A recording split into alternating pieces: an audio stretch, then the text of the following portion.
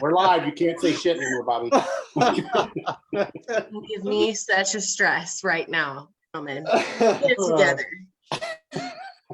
Welcome, everybody. Week 90. Oh my gosh, week 90. Yes. So glad we are here together once again for a beautiful, amazing couple days before Christmas to enjoy together with beautiful faces on tonight, as well as all inviting us in your home once again, Facebook Live family and friends with the Becker family virtual tasting tonight. So yeah, I mean, it's the three winters. We've got 2017 Inverno, we've got 2014 Inverno, and 2012 Inverno. And Hey, Bobby, I hear winter is coming. It's here. It's here. Right. In 80-degree weather. Yeah. We can pretend. Yeah, right. Exactly. It's coming sometime. So yeah, once again, beautiful lineup tonight. John Leahy, our amazing mad scientist winemaker. We've got Kaylin Hall, amazing wonder maker behind the scenes, putting everything together. And then myself, Bobby Totten, the wine club director here at Becker Vineyards, and I'm excited to share these amazing wines with you guys tonight and put this together. So that we can all enjoy some older wines and the transition between each and some fun stories for Christmas. So John, if you'd like to open up with a few words, and we've got our glasses poured. And I'm just reading everybody's Merry Christmas sentiments, and I think we're going to go ahead and start the order that I think we should do. It's 12, 14, 17. Let's do the two Bordeaux first, or we do it the reverse and do 17, 12, 14. What do you think? I would like the reverse, mainly because I have already told somebody that we were doing it that way. 17 first? Yes. Okay. All right. No, that's fine. That's absolutely fine. Anyway, let's raise glasses, wish everybody a very Merry Christmas, a Happy New Year, a wonderful Hanukkah, blessed Kwanzaa, Merry Yule. It's not quite Epiphany yet. But anyway, here's to the 12 days of Christmas. The best part about the 12 days of Christmas? what's that? It's the start on Epiphany is the start of Mardi Gras season. Oh, that's very important. Mm-hmm. All right. Okay. Oh, yeah. I'm glad you chose the 17, Kaylin. That's a good choice. It was really bright. I think it needs to show first. Yeah, so 17, 14, 12. We'll do it in that order. That sounds wonderful. Beyond that, those words, I actually, before we get into the 12 Inverno, and I'll pull up the text sheet here. It does have a base of Barbera. I just have to say something about Barbera in Texas. I love it. Was such a wonderful thing. Anyway, so Kaylin, since you decided on the 17, let's get your impressions. Okay. Well, first and foremost, I'm picking up a bit of brown spice, maybe a little hint of cinnamon, allspice, things in that realm, but perhaps some dried herbs, maybe a little hint of sage or thyme.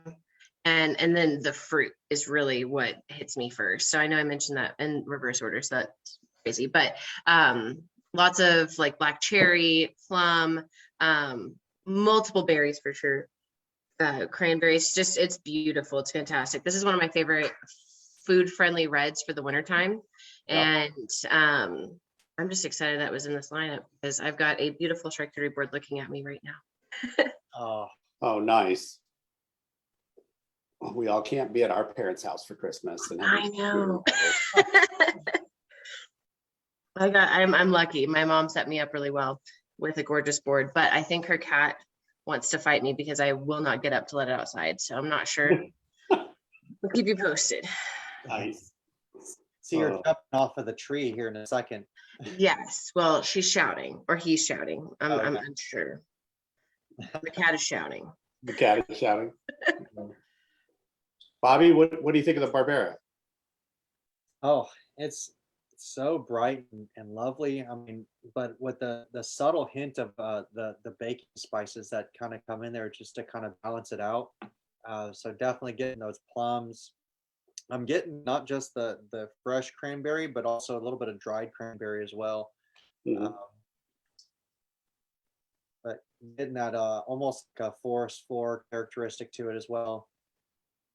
Yeah, I'm getting a lot of deep earth notes. Mm-hmm. Mm. Yeah, I think this is so cool. It's got a great depth to it. Yeah, it's more deep earth notes, not quite like not deep state notes.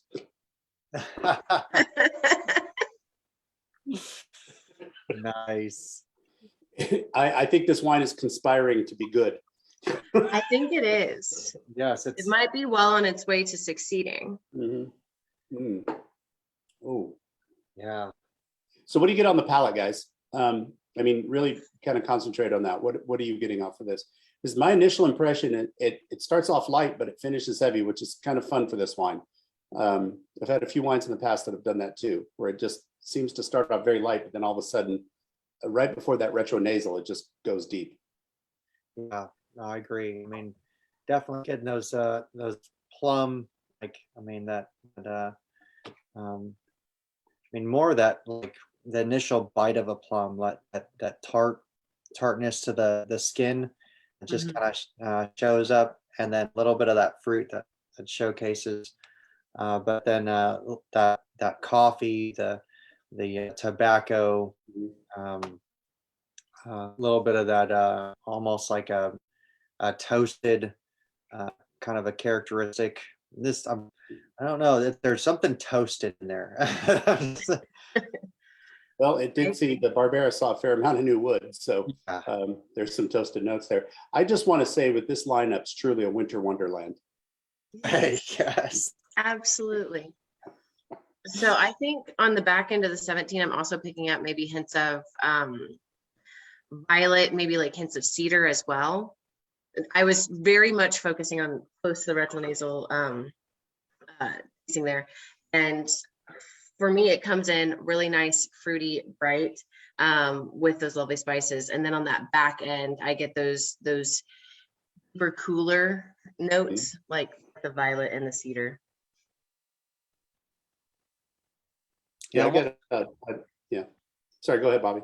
I was just gonna say, I almost get like a eucalyptus kind of a characteristic that kind of Yeah, sneaks in there.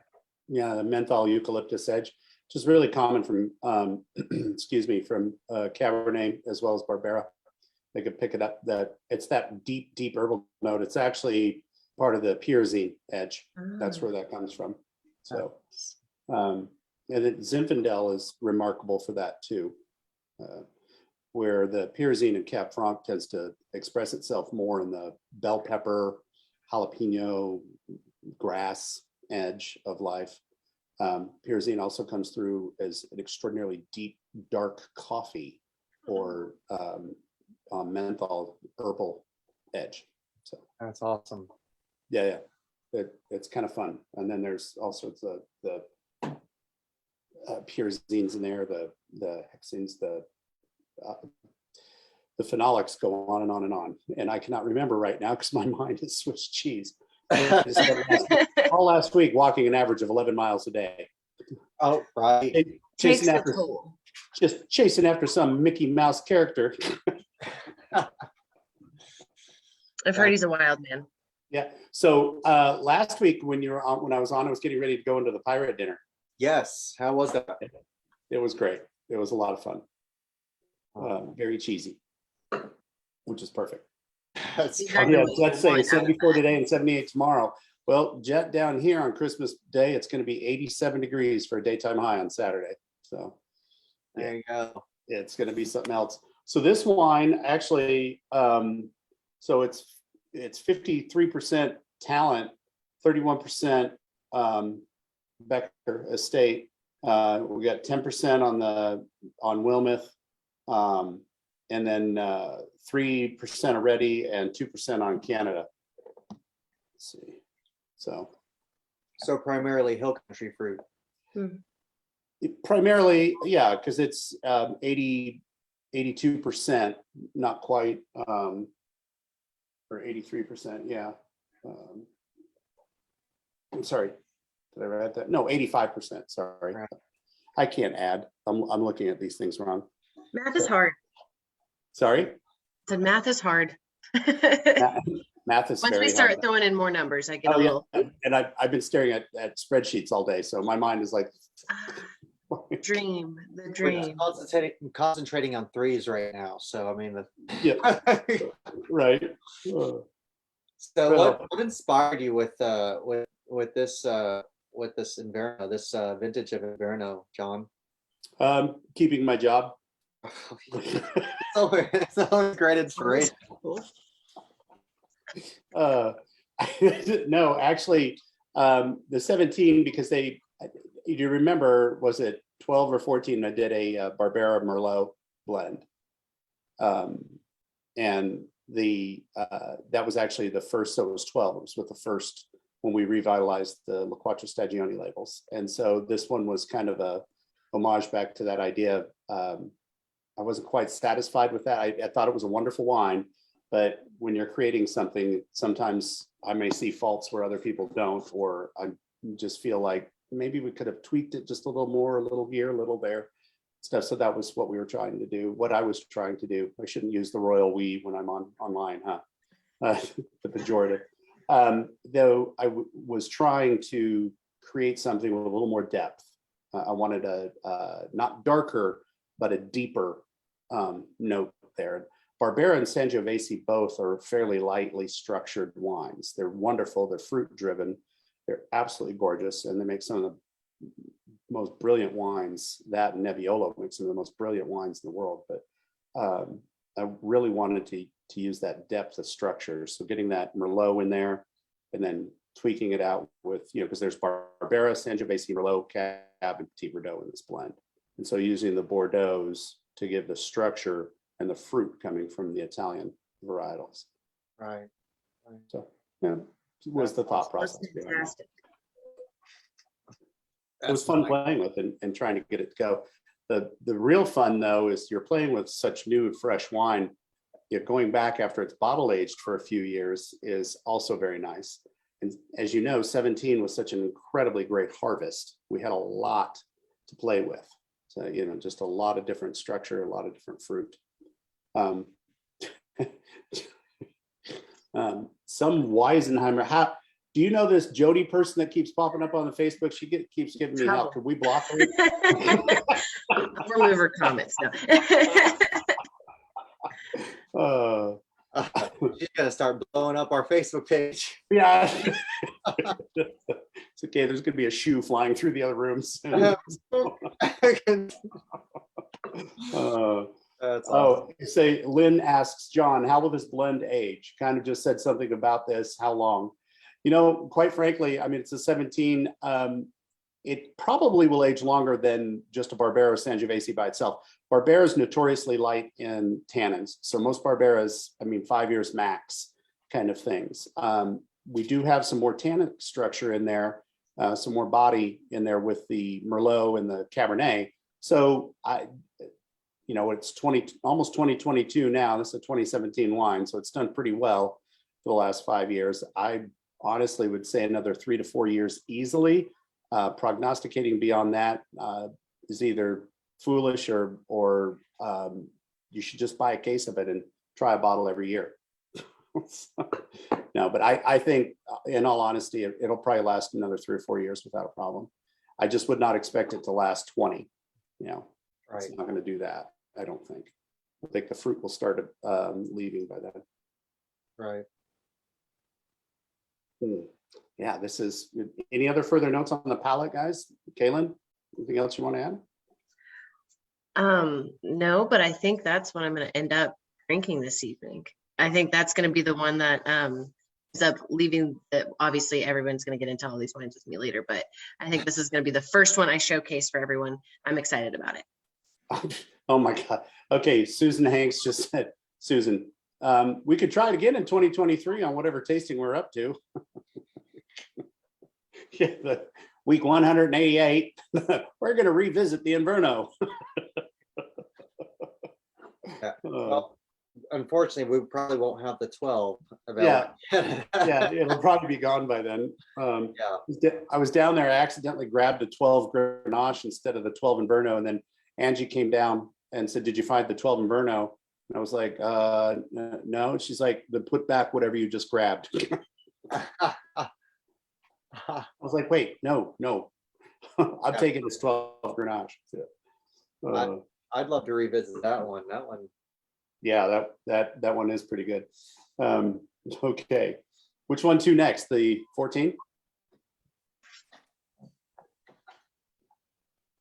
Okay. Now both the 14 and the 12 have are more Bordeaux structures, so Yeah. this will be interesting. Ooh. I'm glad I put it in a large bowl. Right, same. Mm. Mm. Wow.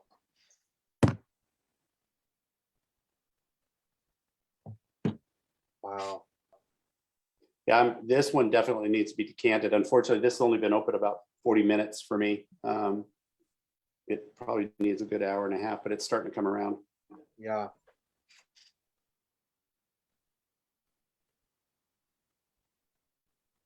Mm. So what, do you have the bottle in front of you, Bobby? Yes, sir. The Amana Vineyard Merlot. Right. So Steve Newsom, Sundown, Texas, Amana Vineyards. Yep. Let me see if I put this in the system or not.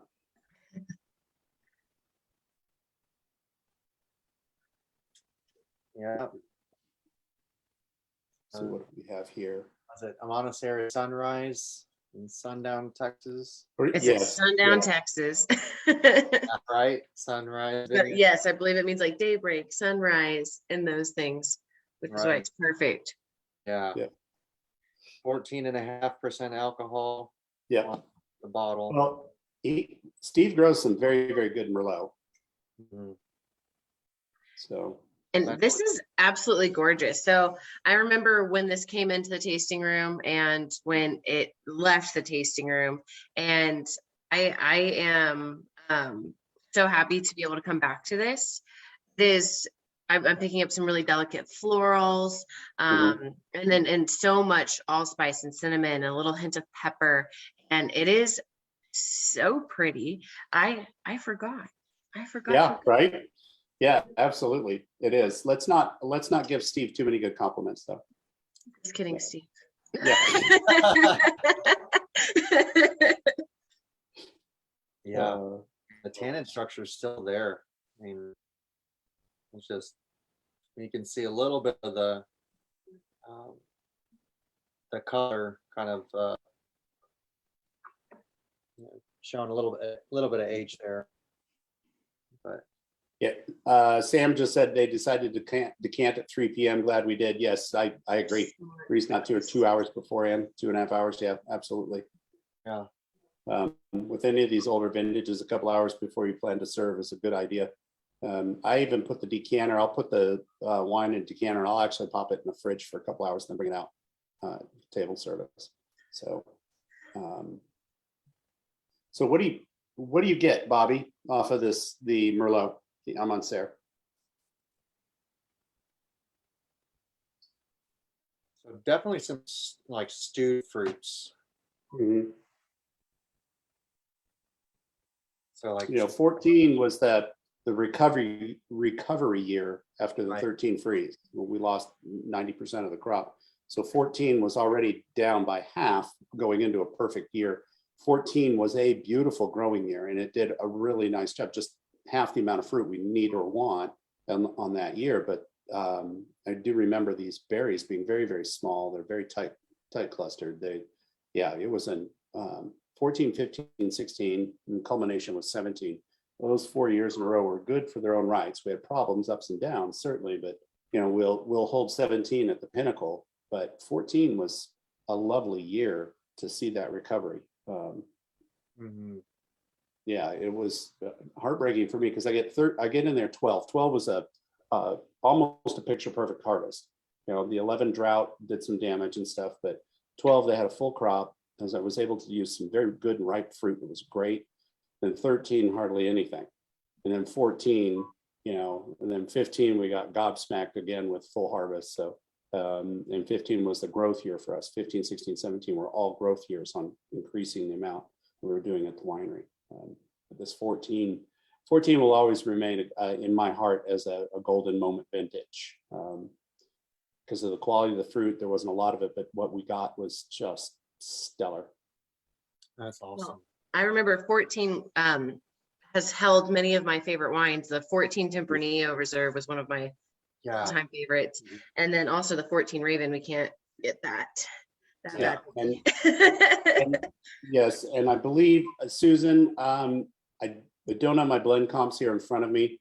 I don't believe that it's 100% Merlot. I think it's like 98.5 or 99. It's like 1 to 1.5% Petit Verdot in there with the Merlot. Don't hold me to that, and I can certainly answer via email when I get back to the winery tomorrow. All of my blend comp books are in the winery, not here in my house. Right. Why, I don't know. I should bring them home and work from home for the next 6 months, don't you think? Hey. I often fancy the idea of working from home, and then I remember, my cat exists at home, and then gotta go to the winery to get stuff done. She's the ruler of the house. Right. Oh, no reason to do that. Nope, Susan, I'm going to do it. By God, you asked the question. No. What I'm trying to tell you is that my memory from blending this several years ago is not quite right there. That's why I have cheat sheets. So, oh goodness. There's the depth of character here. So, I love the cellar nose, what I call a cellar nose. It's almost not musty is not the right word, but dusty, Yes. folded in if it's not opened up enough. But you also get almost like a rind cheese edge when it's standing still. Yeah. That blows off immediately, and then that fruit comes out, and that's just from being in a reductive atmosphere in that bottle for so long. So a little oxygen will go a long way. But looking at the meniscus, it's just starting to brown around the edges of the meniscus a little bit. Especially if you can hold it up against something very, very white on the edge, like a piece of paper, you'll be able to see that. But you're right, the fruit's still there. There's some stewed fruit qualities, but I get a lot of edges of almost jasmine or wood violet. It's just very hint of, I shouldn't say edges of, a faint edge. Right. Hmm. I get a little bit of that currant, like kind of Yes. like a black currant. I absolutely see that. Oh, and Lynn is saying that's pairing well with the Satori Merlot artisan cheese. I like the Satori. I like the espresso. Yeah. That one is so good. That's So addictive. I've got the Tennessee whiskey one on my board right now, and Oh, I am not upset about that because I also do appreciate a good whiskey or bourbon. So right, pretty tasty. Victoria does a good job. right. Oh, they do. Yeah. Unfortunately, that cheese, if it's anywhere near me, disappears. I don't understand it. Right. I'm the same Evaporate way. the thin air. Yeah. Oh my goodness, this is good. Yeah. This would go great with a cigar. Huh. Maybe like those. Oh yeah. Like Yeah. Hey, have you been in my office? Wine club member gifted me. Oh, nice. Nice. Very nice. Sam writes, we're having steamed mussels tonight. This wine goes amazingly well with it. That sounds very good, Sam. And Lynn says, yes, Bobby, it would. Cigar. I don't smoke them, but I enjoy the smell. And I have to be honest with you, I really love mild cigars. I really like very picky about the wrapper. on it. I really do like Connecticut shade leaf, but I also absolutely adore Cameroon wrappers. So they have a great intense perfume. They do go well with aged wine. But Yeah. yeah, a nice cigar every once in a while is a good thing. Mhm. You know what else would go very well with this? And I'm going to go out on a ledge here, but I'm just going to say a piece of chocolate cake. Oh yeah. Yes. Oh yeah. Yeah. Doused in port. Right. Okay. Do we have anything else to add to this wine? I feel like we're just sitting here sniffing and not talking very much. Okay. I know you people want to hear us, but just hold. Let us smell some things first. Well, it's fun how it's developing and just opening. It is. And that's the beautiful thing about having a great glass of wine. You can just sit there and let it open up. My mind are on those mussels now. Sam, you've ruined it. No, I want steamed mussels. Oh, seriously? Yeah.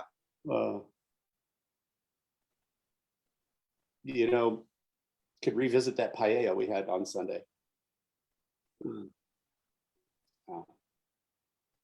That does smell good. So okay. I'm putting that down. We have got to move on to the next wine. The 2012, everyone. Everyone, yes. Yeah. Let's do it.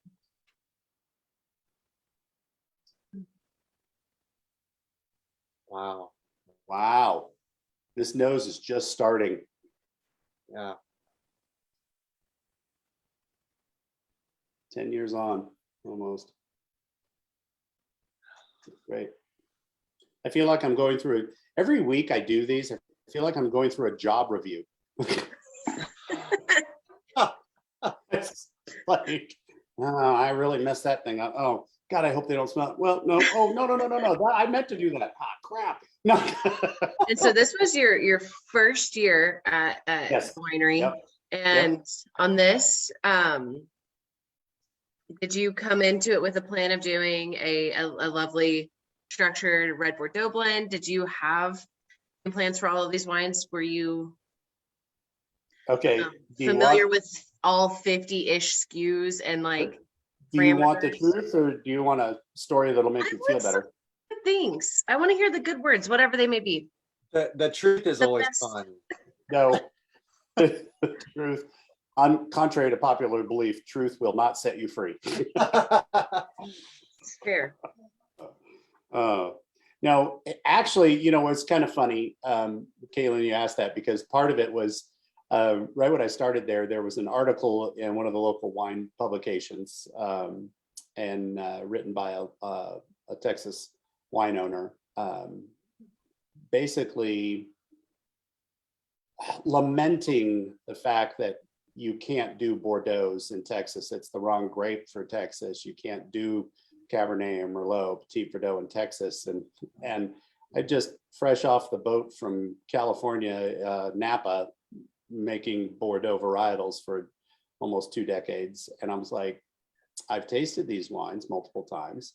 It wasn't my first time exposure to Texas. And I'm like, no, I'm pretty sure after looking at all those vineyards and everything that we could probably do a pretty good job. And so that's why we see several of these things. And that was one of the things in 2014, when it came time to bottle these 2012s that late 2013, early 2014, found those La Quattro Stagioni labels. And I'm like, we had 4 exemplary Merlot vineyards in 2012, and we want to showcase what they are about. And so that was the impetus, was basically, I'm in your face. We can do Bordeaux. I love that though, because I feel like there are a lot of people that want to naysay or say, well, it's not possible in Texas, great elsewhere. And one thing I've learned is people, plants, and places here are quite resilient. And with the correct treatment and attention, can all be beautiful. Yeah. Right. Well, the cab in Texas will not taste like cab from the West Coast. That's or okay. from Europe. It's not supposed to. It tastes like Cabernet. It's Right. supposed to taste like Cabernet, but it has mise en place. It has its place. It is from its place, which is wonderful. And it may take us a few more years to get there, but there will be a distinctive, this is a Texas wine. This wine tastes like it's from Texas. You know, as people get more familiar with the AVAs here in Texas, the style of wines, the style of winemaking, there's, 60 places to taste wine between Johnson City and Fredericksburg. Right. Yeah. If you can't spend a few days up here and really immerse yourself in the idea of Texas wine, and if you haven't yet, you need to. It's one of those things. And if you think you're an enophile, or if you think you're a sommelier and you're not familiar with Texas wine, then buddy, you've missed the boat. So, and I don't mind saying that. And I don't mind, when I have run into a few of our colleagues in the restaurant world who, Texas wine, really? I'm like, yeah, it's better than a smack in the face, but I'm willing to do either one.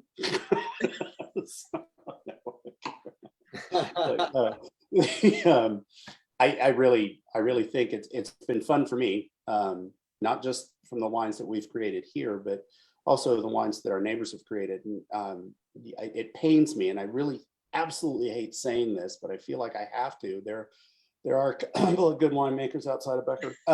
Sorry, there's something stuck in my throat.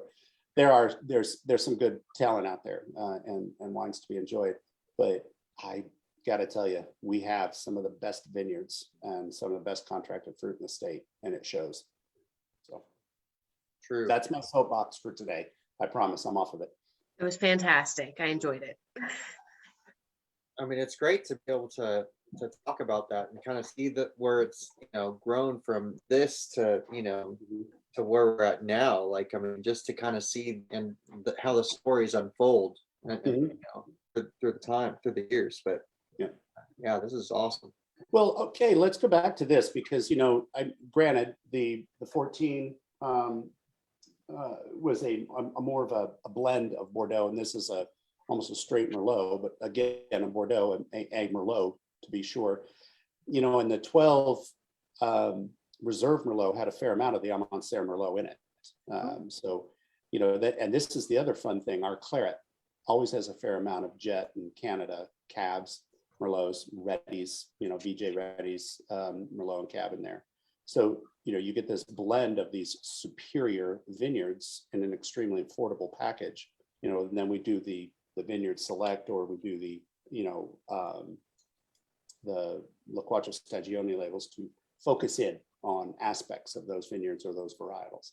And that's what the 2012 was focusing in on Merlot-based blends, or Merlot vineyards specifically.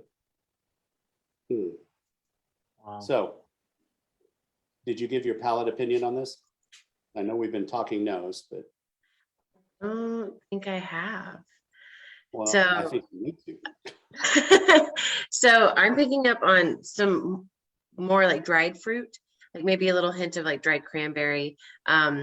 Definitely, I'm also picking up on some violet here, and I think that's due to just like the little limited amount of Petit Verdot on this. Definitely some really nice warm toasted vanilla, maybe like cacao nibs, things in that realm. It's not overtly fruity to me by any means, but I do definitely pick up a lot more of the toasty and earthy components of this wine, and it's gorgeous. Structurally, it is still all there, and I think it's really fun to be tasting a wine that is, it's not been 10 years in bottle, but almost 10 years since harvest, and it's just gorgeous. Well, you do have to allow it to age a little bit. I mean, that's the one thing we can't speed up or replicate. People have tried all sorts of things to do that. Everything from micro-ox to breaking down the chemical structure of the wine and replicating it. I'm like, great guys, mechanical structure of wine is awesome, but you'll never ever replicate time. So yeah, and you're not able to enjoy the process mm-hmm. of it, like seeing it develop through time, which I think is cool, to buy a few bottles here and there and taste how it develops over time. Yeah. You know, my wife always thinks it's ironic that I love to make wine and it takes so long, and I'm very particular about wanting wine to age for a long time.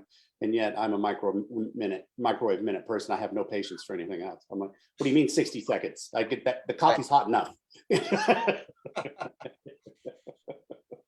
It's like, oh, no, I'm not standing here in line for 10 minutes. That's 10 minutes. Especially coming back from Disney, you know? Yeah, right. Well, Susan said she loves Texas wine. However, I just know what I like. Wine drinker, not an expert.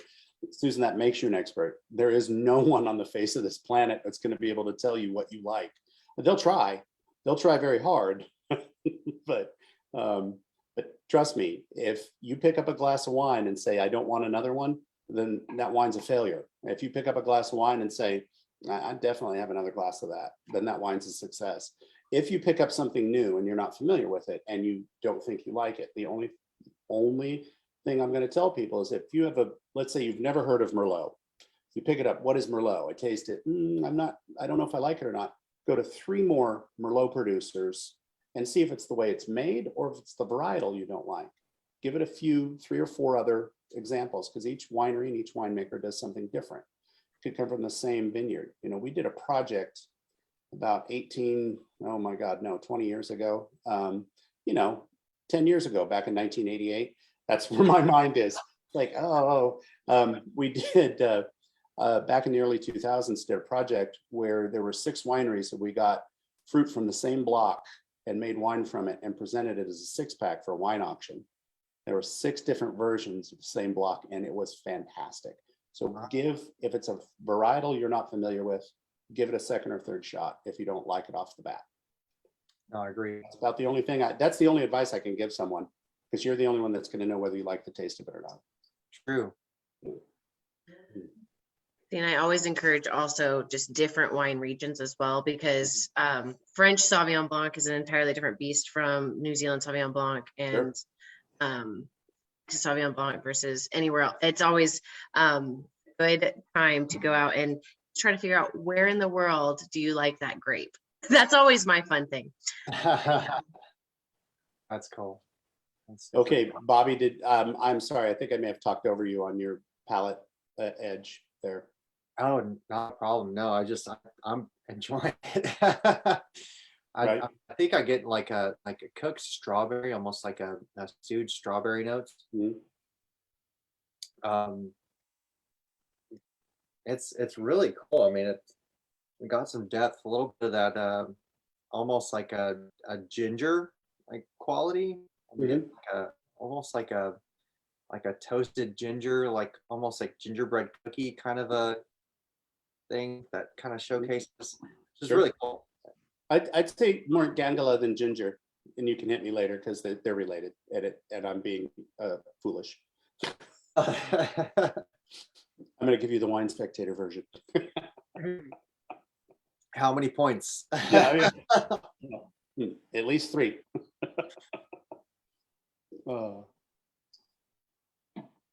I think this is really cool. Yeah, the meniscus on this is definitely turning maroon and brown for sure. But Lane says, so fun to compare the colors. Definitely can see the aging, but they are beautiful. Great wine selection tonight. I appreciate this very much. Both we appreciate you joining us. Absolutely. You know, it's getting close to that time, guys. I'm ready. You're I was ready? born ready for this. I love to talk about food. Obviously, talking about wine is one of my favorite things, but talking about food also in conjunction. Right. Yeah. Heaven. So then go ahead. Pair up some food. I will. So for the 2017 Barbera, I almost want a wood fire pizza. I think it would be so good, so fantastic. For the 14, I'm almost feeling espresso Belvatano would be fantastic, but also maybe like some smoked Gouda or even some smoked peas. What was the first thing you said for the 17? Espresso Belvatano, our favorite coffee. Yes, cheese. yeah. I just think that would be fantastic. And then I think for the 2012 Inverno, I would want to go with maybe some roasted veal with like a red peppercorn or green peppercorn wine sauce, something along those lines. And I think it'd be fantastic. So daydreaming Oh, about yeah. all the good food. Mhm. Wow. Oh my goodness. What are y'all feeling? And Yeah, Bobby, sorry, what- I don't know if we were supposed to do all three. I just Oh yeah, no, that's fine. Whatever you want to do. Absolutely. You're making me hungry, but that's okay. my goal Right. here. No, I mean, I think the 14 Inverno was what's sticking to my mind is like a truffle mushroom risotto. Yes. Something along that lines. It's kind of really in my mind right now for that 14. For the yeah, with the 17 Inverno, we used to have a food truck come out, the Oh My Pizza Pie. Yeah. Yeah, with the wood fire pizza. I mean, their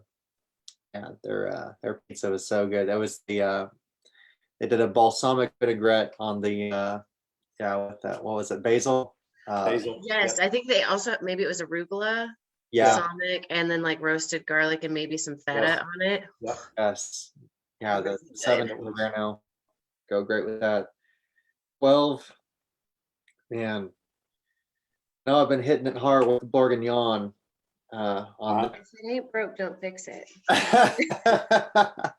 that or the coq au vin, maybe maybe even just nice warm fresh bread with some brie Mhm.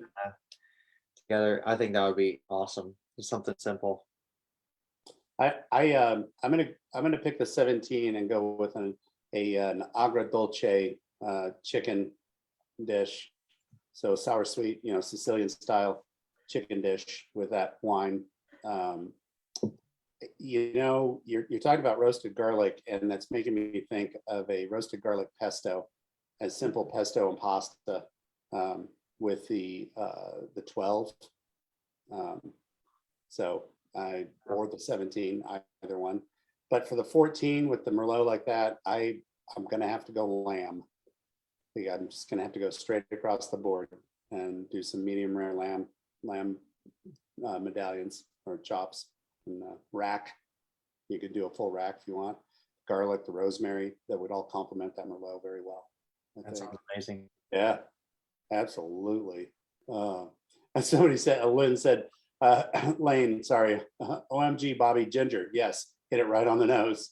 We have and then Debbie's like, we have an old fashioned meatloaf and Hasselback garlic potatoes in the oven. Oh my gosh, yeah.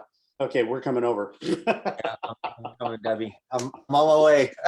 Yeah, exactly. Oh, that sounds wonderful. Debbie and Gary's like definitely starving after all the food talk. Good, Gary, I'm glad. We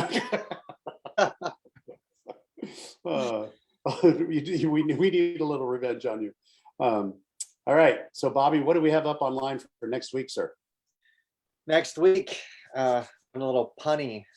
Did the 3 C's and then the parentheses C's with it's the 3 seascapes on the bottles, Right. with the Carignan, the Cinsault, and the Counoise. So All from 2017. all from 2017. Yeah. So really excited to revisit those. I know we did that last year sometime. Like week 13. It's been so long. Oh, It's been almost 2 years ago. Yeah. wow. Yeah. So It's the one we did with the glassware sets. I Yes. recall. Right. We did. Yep. Yeah. I think when we hit week 100, we should make Doc get his straw back out. Absolutely. It's imperative. Right. Joe will not go on without it. Exactly. Oh, okay. Alrighty. Any other wonderful news? Brilliant marketing wizard. Not at this moment, but we are so excited to one, wish you all a Merry Christmas, Happy Hanukkah, Happy New Year, all the beautiful things. And we are hoping after the start of the year to be putting up some new experiences. So just be sure to check your emails, and post January 1, we'll have a little bit more information for you. Good. And I've got a couple of new wines coming out of the first of the year. A couple of fun Nice. ones. Fun So, ones. We oh, like yeah. that. We Yeah, like- exactly. So, and if you're in the wine club, you might actually see them. Yes. Right. All righty. Well, I think it's come time to speak of walrus and whatever other things. All righty, guys. Thank you for joining us. We wish you a very Merry Christmas, a very safe and wonderful weekend, a great glass of wine, and we'll see you again next week. So cheers. Appreciate y'all. Cheers. Cheers.